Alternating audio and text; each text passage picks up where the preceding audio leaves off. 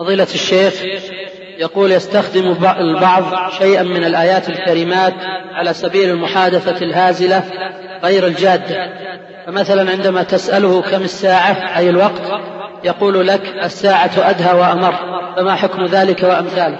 هذا لا يجوز أن تستعمل ألفاظ القرآن بالمزح وتحول الساعة اللي هي ساعة يوم القيامة تحول إلى الساعة اللي بأيدي الناس، ساعة التوقيت.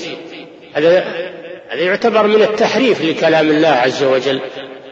الله ما أراد الساعة التي معك، وإنما أراد الساعة العظيمة التي هي نهاية الدنيا وبداية الآخرة، فهذا من تحريف لكلام الله عز وجل ومن اللعب الذي لا يجوز.